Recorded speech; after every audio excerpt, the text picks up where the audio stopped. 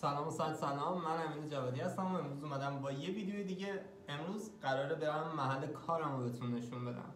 خب من توی قم زندگی میکنم، همونجوری که تو ویدیو قبل احتمالاً دیدید و میدونید، و توی یه مغازه شیرینی فروشی کار میکنم. البته که من صرفاً این کار رو به عنوان یک کار میان وقت میدونم، یک کاری میدونم که برای حال حاضرم به نظرم خوبه، کاریه که میتونه اموراتم بگذرونه، هم سرگرمم کنه، هم اموراتم بگذرونه و خب کارهای دیگه همو پیش ببرم به جلو.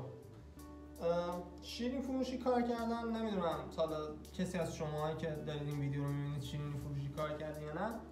بیزنس خیلی جالبیه. خب من البته من شیرینی پز نیستم و من به عنوان صندوقدار اونجا دارم کار میکنم، یعنی به عنوان فروشنده توی شیرینی فروشی دارم کار میکنم.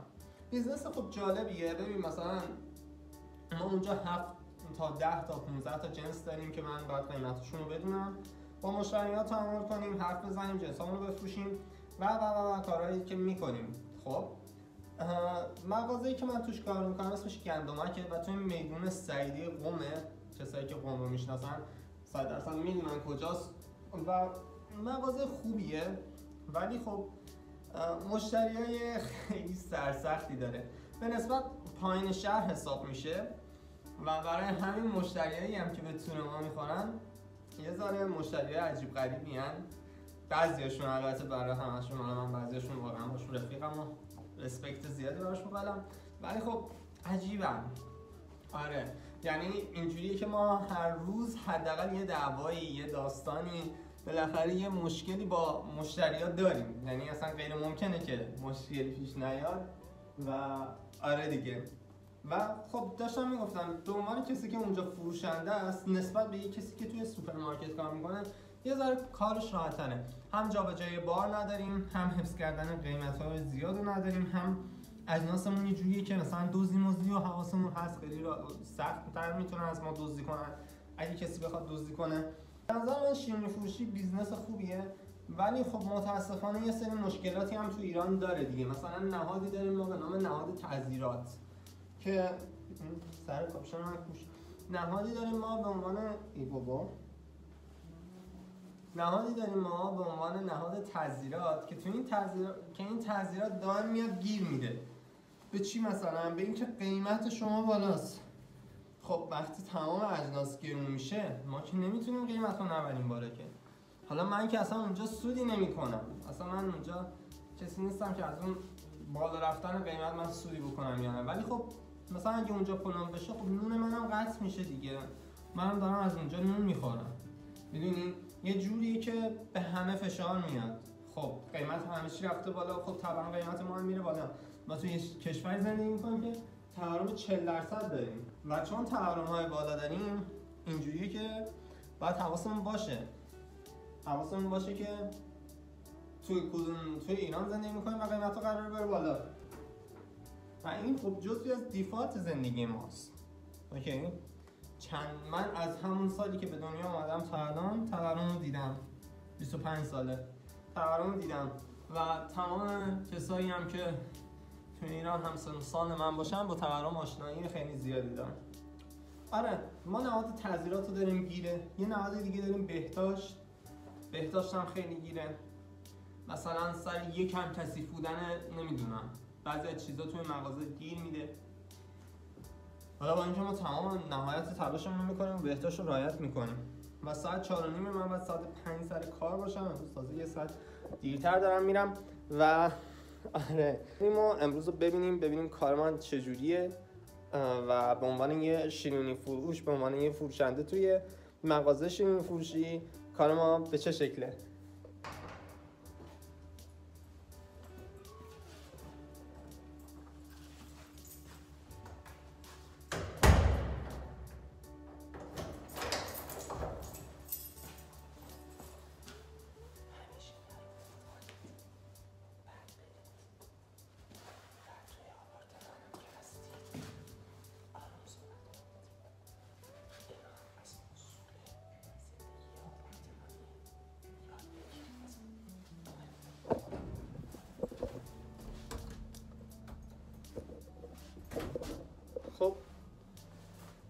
نمیدونم امروز زود برسم یا دیر برسم. و قم خیلی سرد شده این چند روز. برای عزیزانی که قم زندگی میکنن واقعا میدونن هوا مثبت 0 درجه، مثبت 1 درجه، مثبت 2 درجه است بعضی وقتا و سرده. من دیگه سرده. من کلاه رو گذاشتم سرم. بعدی من تو پردیسان زندگی میکنم، پردیسان قم. و بعدی پردیسان 20 دقیقه مونده بپریم. بعدی پردیسان اینه که اصلا ماشین تاکسی نیست. این سیبیل من چرا اینجوری شده؟ بعدی پردیسان اینه که اصلا ماشین نیست. و خب این ماشین نبودن هم همیشه داستان دیگه داره دیگه. ما باید بریم تا یه جایی که من بتونم راحت ماشین گیر بیارم و برم سر کار کردن تو ایران. خب حقوقا واقعا پایینه برای کارهای مثلا آزاد یا مثلا کارهای کارگری. خب این کاری که منم میکنم دقیقاً کارگریه دیگه، حالا یه مدل دیگه کاری. بعد واقعا اینجوریه که فقط در حد امورات و خرج و مخارج و اینا کفاف میده و این بده.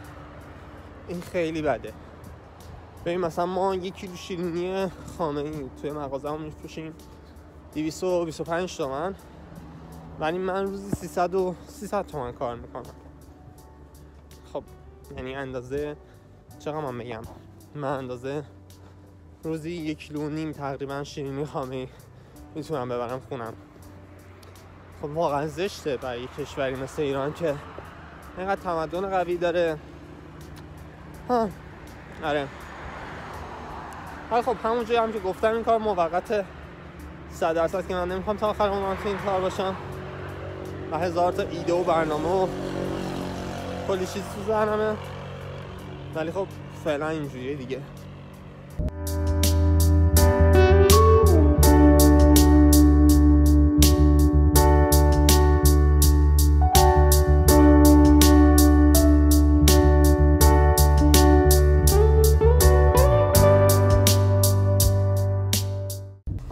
دست شما در نکنه. دست شما در نکنه. خدا نگهدار.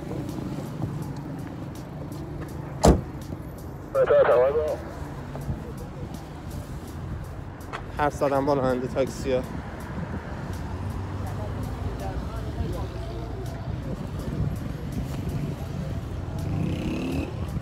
من 100% دیر میرسم. 150 به نون سنگک هم همیشه باید آدم بخره و بره سر کار.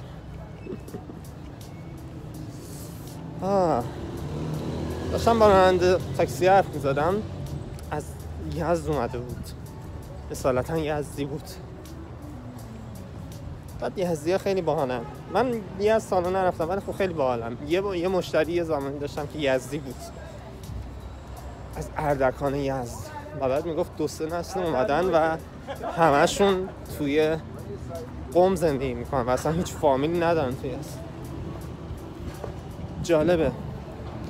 شاید بچه‌های منم اینجوری بشن، 2-3 نسل بگذره و بگن ما اصالتا دوریم ولی الان یزدیم. نونوایی بازه ولی شلوغه. خلوت هم نیست، برش کن. ای بابا نونم نداریم.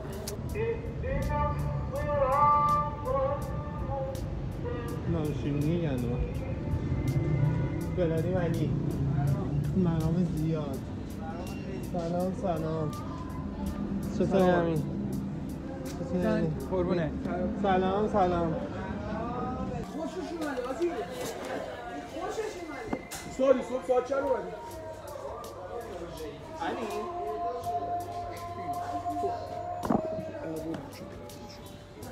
تو چند اومدی؟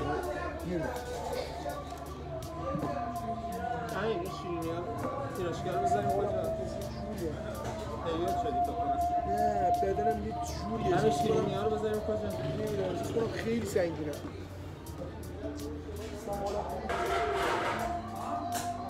خب 150-20 دقیقه است و بعد منتظر باشیم تا مشتری بیان. آره دیگه باید منتظر باشیم تا مشتری بیان.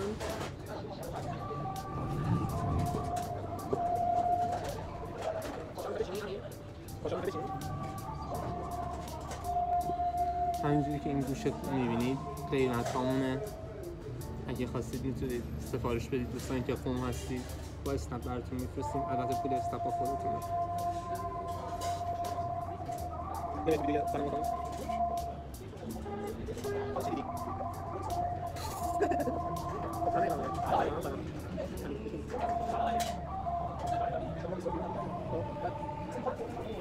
من خودش دیدم نگران.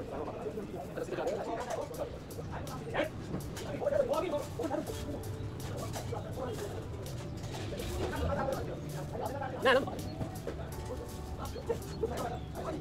دادش نی حالا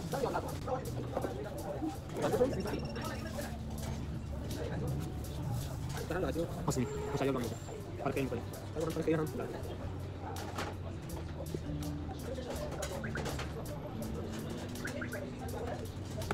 شاید رسیدیم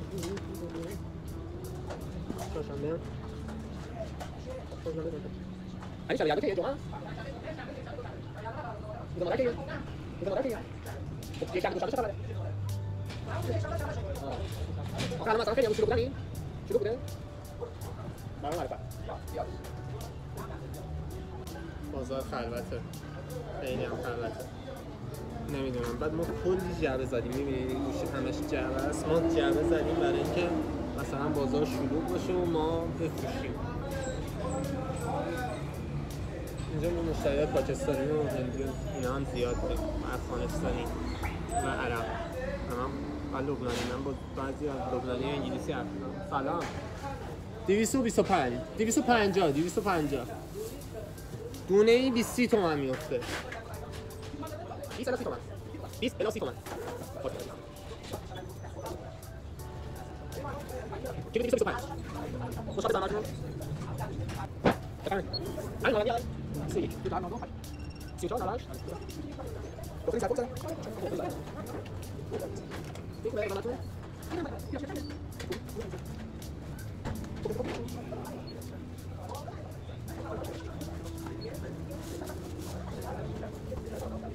نمیشه کار کنم نمیشه دکتر بله سیگار کن سیگار چه آره بس چه ساعت انجام چه ساعتی چند تا که تا ببینم چند تا زمان این دکتر دارن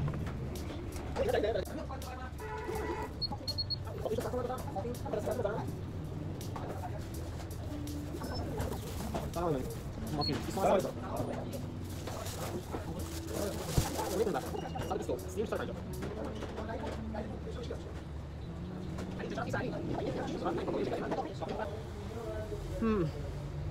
این هم بود از بخشی از کار ما. من میرم میام و دوربینو خاموش کنم همکارم هم ناراحت میشن. خب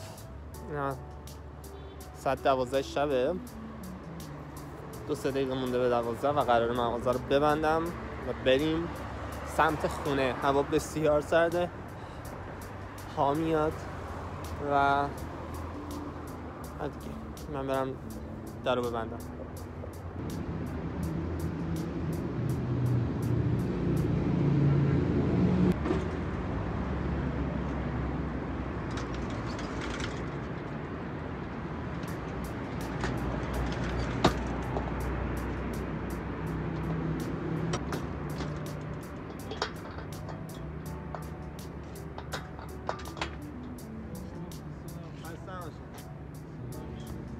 این هم از ویدیو امروزمون.